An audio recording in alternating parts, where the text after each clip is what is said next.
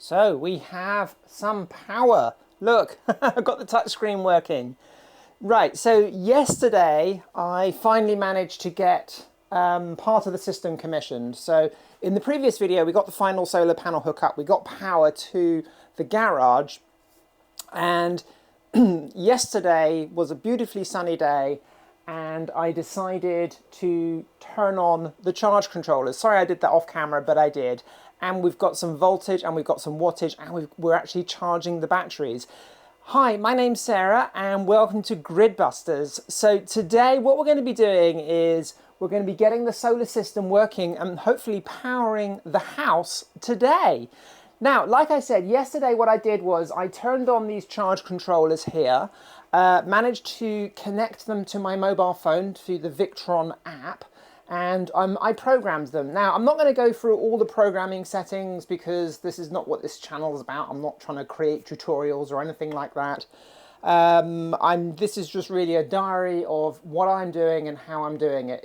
If you're interested to know about settings and things like that, what I've actually done is I've used Andy's settings from the Off-Grid Garage. So if you go to the Off-Grid Garage, great YouTube channel.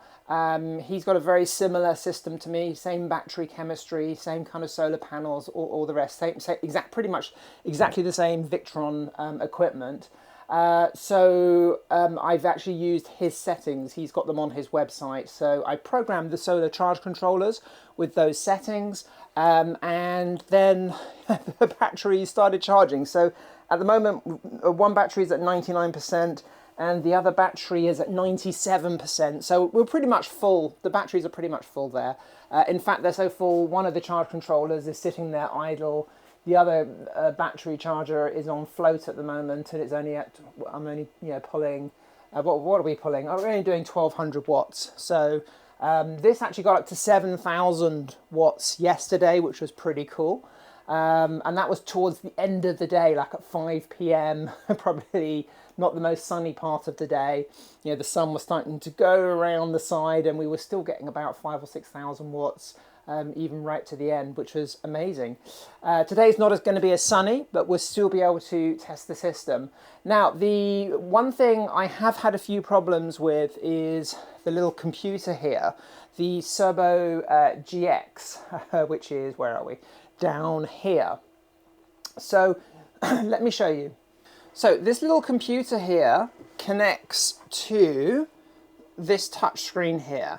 I've also moved the touchscreen down, so the touchscreen was at the top of my rack and it was too difficult to get to and read everything. So I've moved everything around in my rack and put this at a more sensible level here, somewhere where I can easily get access to everything.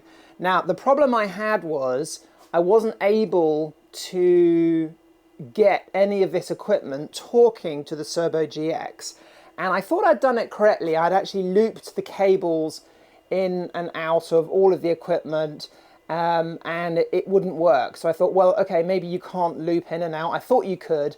So what I did was I just connected single cables and put a terminator on each loop out and connected them, and it still didn't work.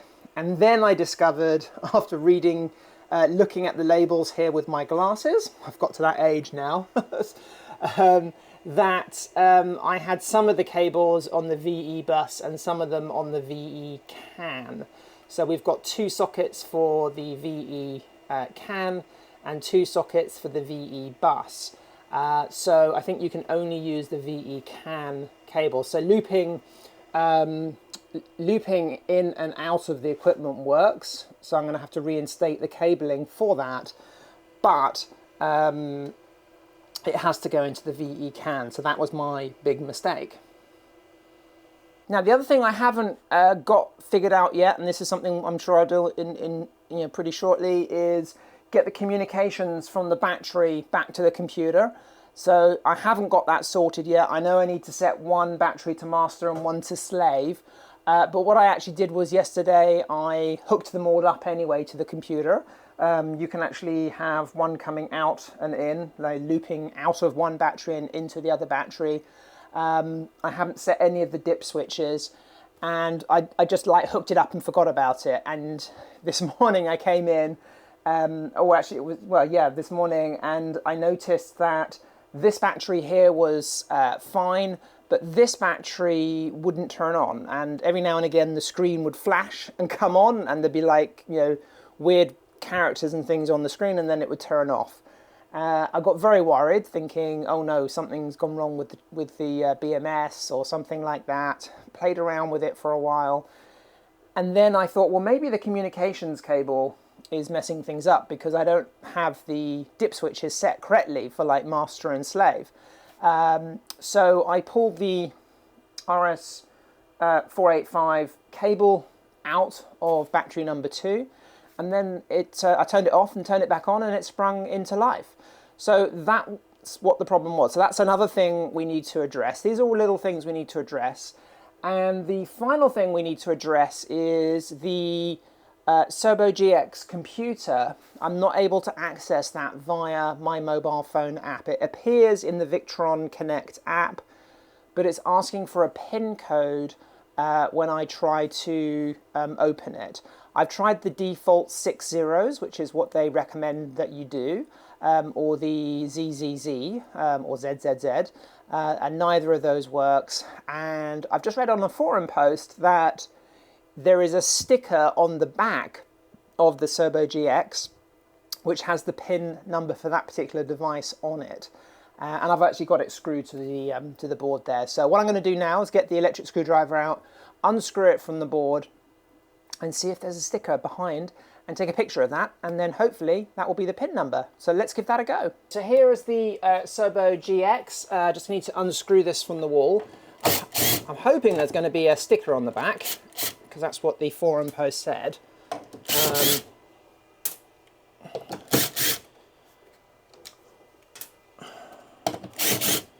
I'm hoping that sticker then has the password or the PIN code. And there is a sticker, yep, it's got a barcode. What does that say? There's a PN and SN. Okay. A PN number, it's a very long number. Is a PN number a password? Surely wouldn't it be PW? Not sure about that. Well, I'll take a photo of it anyway. Okay, success. So I was able to connect to the Serbo GX via the internet interface, via a web page. So that's pretty cool. I can connect to that now on any web page, like on my computer, or you know, even if I'm not here at home. I will just quickly show you here.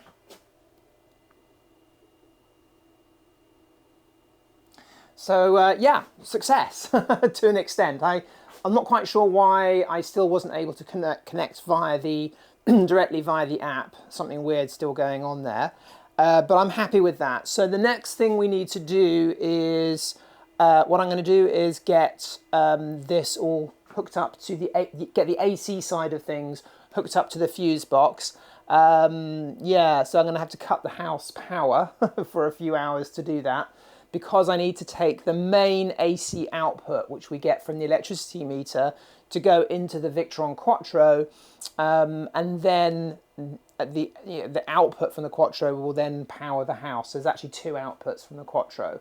So we've got one output which is for all of the low wattage circuits, things like the lights, the computers, the plug sockets in the house, and then we have a second output which is for all the high draw stuff, things like the electric heating, the water heater, things like that. And then if we're running low on power, and you know, let's say there's no AC power because there's a power cut, we can program it so that the Victron won't just drain all the batteries powering the heating, let's say. So if there's a power cut in the night, it will actually cut the power to AC too, because we can live without heating. If there's like a 1 week power cut or something, we could use the log burner, for instance. So yeah, so that's why we have 2 AC outputs. Right, so the first thing we need to do is get things organized. I need to cut some cable, and we need to get the cable length sorted out before I cut the power to the house. So I've just been cutting the AC cabling to length. So we've got our 3 cables here, 1 input, 2 outputs. I already have 1 cable done from when I was doing some testing a couple of months back. So this is the end that goes into the Quattro, and it's got these ring terminals which I crimped on the end. And because I have to crimp on these ring terminals, I didn't want to use solid core cable. So I had to buy silicon cable. Maybe I didn't need to buy silicon cable, but I thought it would be a good idea to get silicon cable because it's fine strand and it just makes it easier to crimp on these ring terminals to get a good connection. Very expensive, this silicon cable. The most expensive cable I've ever purchased. So I've probably got a little bit more than I needed, but yeah, so this is well within capacity of, I think we can only pull, 60 amps is the most we can pull from our main supply here. Yeah, this will go up to 100 amps, this cable apparently. So yeah, it's absolute monster cable. So what I need to do now is very carefully strip the outer core away without cutting into the main core. So I've got one done here. This is slightly shorter. I've done these ones slightly longer because they're going to the bottom of the fuse box. And I've left a bit of extra cable in case I make any mistakes. So the first thing I'm going to do is cut away the outer sheath without cutting into the main core. Oh dear, this is always a very tricky thing to do. But let's start with this. So I think I'll do the ring terminal end first, so I don't want them too long.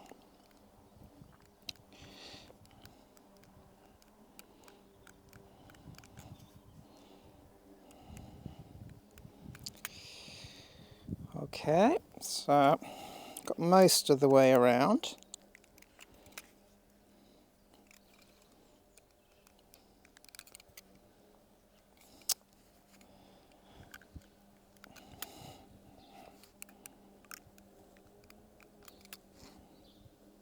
There we go.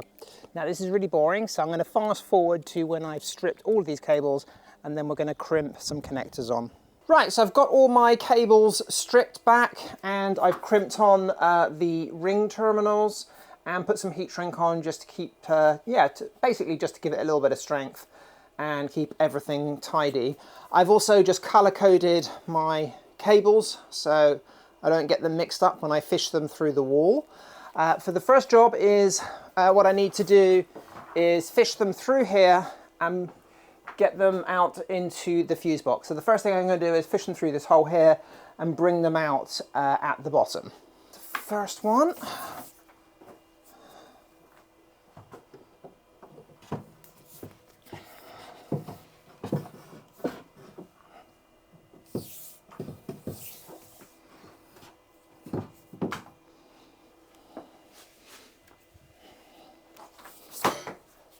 That's the second one.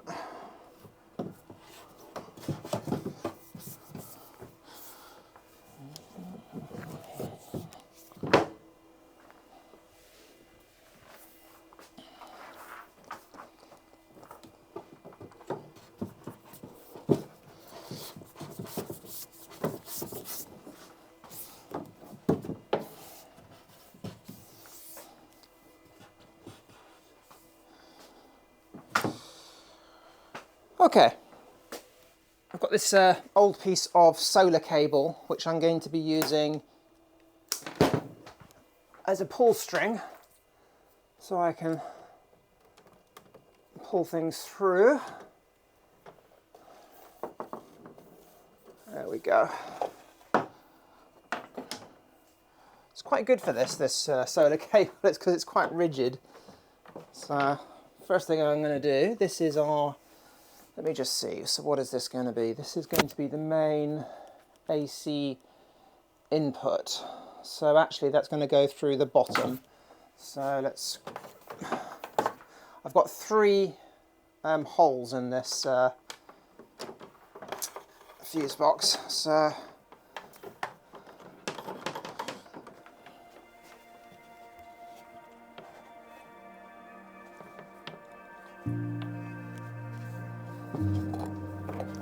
there we go. That's going to be the first one.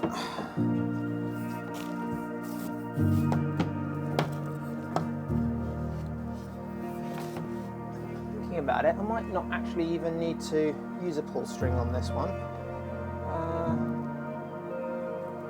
Let's see.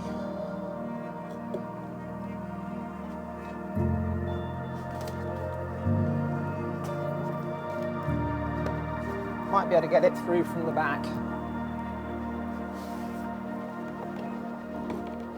There we go. Just about got it through. Cool. Tight fit. There we go. Right. That's the first one through. So I've got that through. This is the main cut-off switch for our AC power. It comes into the house here. It's then coming across here to the main AC input, which is coming in here. It comes out at the moment, it comes out of here and then just comes up to the top. But I'm going to be removing the output and connecting this up. So I think I need a little bit more of the insulation stripped off here. I can't really get this big cable through, it's a bit too thick, so I'm going to strip off a little bit more of the insulation.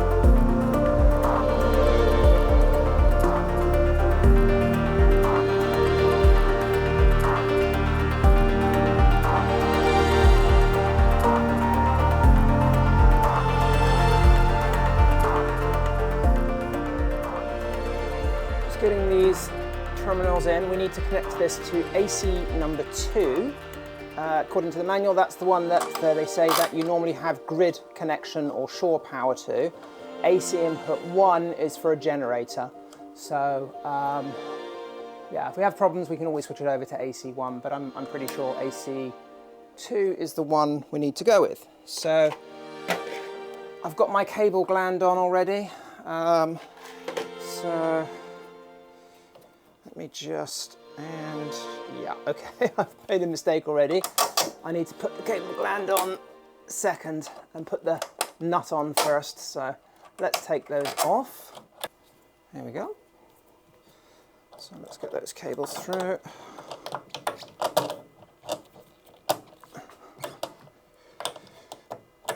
There we go. This doesn't need to be watertight or anything. So I'm not sure if we even need this washer, but these nuts need to be done up to 7 Newton meters.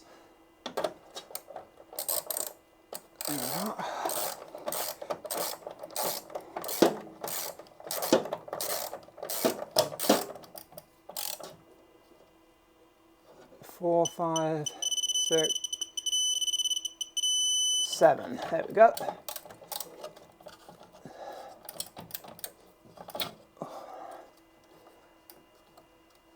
Oh dear, these always get stuck. There we go. 4, 5, 6, 7.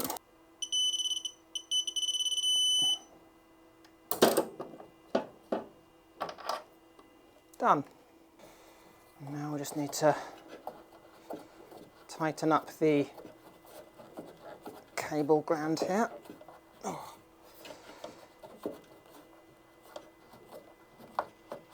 This equipment's made for like marine environments, so they're very conservative when it comes to things like cable glands. Obviously, this is a completely dry, will be air conditioned. Doesn't have air conditioning now, but it will have air conditioning. Not damp at all, this room, so we've got no worries there at all. Right, so that's the AC input. Now we just have 2 AC outputs. For some reason, on the second AC output, it's much smaller. Yeah, I don't know why they've done that. That's really annoying. I can't drill this because then there'd be metal shavings going up into the circuit board. So I think I will use these 2 openings here to loop through to AC out 1 and 2.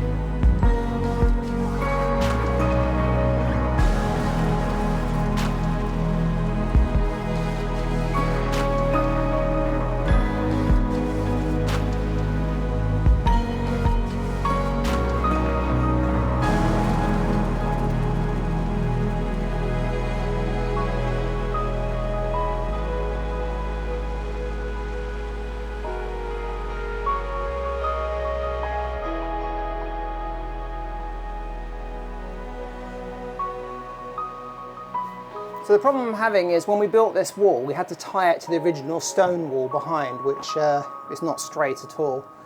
And we used horizontal pieces of wood to tie it to the wall, and those go all the way along. And the cable, the shorter cable, can't go underneath those because then it's a longer route. It needs to go over the top, so hence why I'm using this.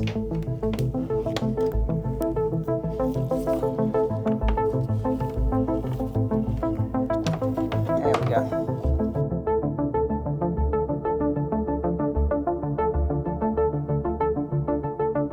And I think after all that, it's actually going to be too short.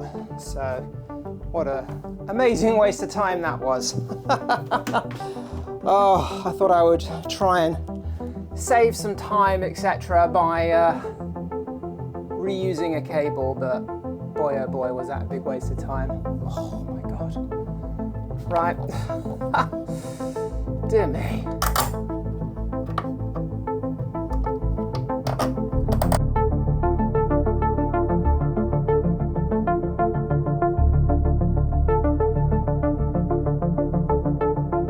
Right, so it's the next day.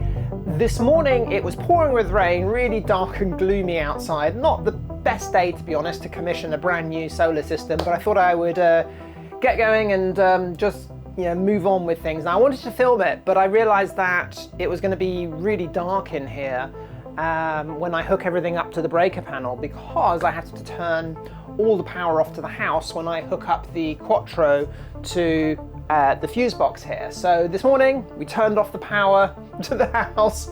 I pulled all the cables out from the electricity meter, hooked up the Quattro. I've got the AC input going into the Quattro. We've got our two AC outputs going back to the fuse box. We've got AC output number 1, which is connecting all the kind of circuits in the house, like basically all the plug sockets, the dishwasher, the tumble dryer, all that kind of stuff.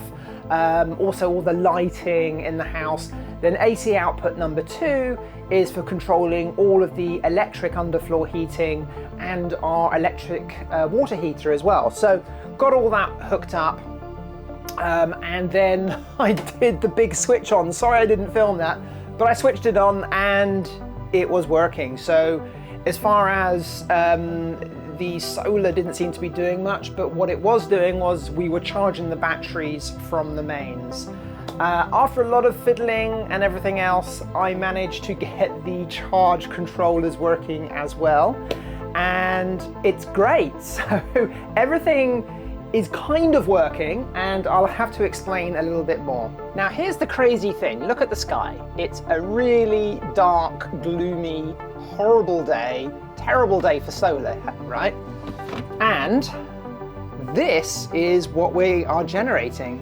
So even on that gloomy, horrible day, we are generating 2,600 watts. We had this up to 7,000 watts earlier.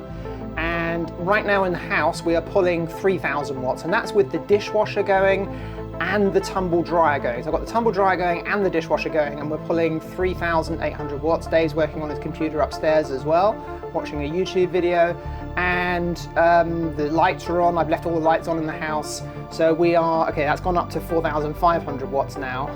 But look, we're still generating almost 3,000 watts. As I said, this was 7,000 watts earlier, but 2,700 watts, 2,800 watts, and it's a dark, gloomy day. So this has really surprised Dave and I, that even on a dark, gloomy day, we're still able to pull a relatively large amount of wattage from the panels. We've actually just said, look, we've made a decision. We need to get those extra panels up, because a dark, gloomy day like it is today is the typical day we get in the winter. So in the winter time, this is kind of what it is like most of the time. Okay, we do have sometimes, a week of mornings where it's really sunny in the morning, and that is great. But we do have sometimes, several days in a row where it's dark and gloomy, or it's raining continuously. So we're hoping that in circumstances like that, we'll still be able to generate 3,000 or 4,000 watts from the system we have. Now, if we add 50% more panels, which is what we're planning to do, we should then be able to generate 50% more power, so another couple of thousand watts maybe on top of that. which would probably be most of our power consumption even on a dark, gloomy day, which is fantastic. Now, we do have one small issue, and this is something I need to figure out and sort out. The first issue is, I think I know how to sort it out, but I need to just go and watch some YouTube videos, read on some forums. The batteries are not communicating with the system, with the Sobo GX, so that's not showing up. We do have a shunt connected as well. Some people say if you've got the shunt, you don't need to connect the battery monitoring from the batteries to the system. The shunt is showing up in the menu of the touchscreen, but not on the home of the touchscreen. So the home page of the touchscreen, I'll do a cutaway of it now. You can see there's a little icon of the battery. It doesn't have the percentage of the battery on there. If I go into the settings, I can see the percentage of the battery, which is kind of weird. So I don't know why it's not showing up on there. I'm thinking maybe I need to directly connect the batteries via an Ethernet cable into the system. So they're not actually connected up right now. So maybe that's something I need to do. Anyway, guys, look, I'm going to leave the video here. I'm going to fiddle around with all of this and try and get this working. There is also another issue with battery number 2. The display on the battery seems to be turning off and then on and flickering, and sometimes it works fine, sometimes nothing. You can push all the buttons and it doesn't come on. So there's an issue there with the display. Not quite sure what's going on there. So I might need to take that battery apart and have a look at the BMS, make sure it's all okay. Maybe there's a loose connection. Maybe there's a problem with the LCD display on the front of the battery. So that's the only issue I've got at the moment with equipment. The rest of it really is programming. Okay, guys, well, look, I'm going to leave it there. Thank you for staying to the end of the video. If you've got any questions, please do comment below the video. And thank you so much for watching, and I'll catch you next time.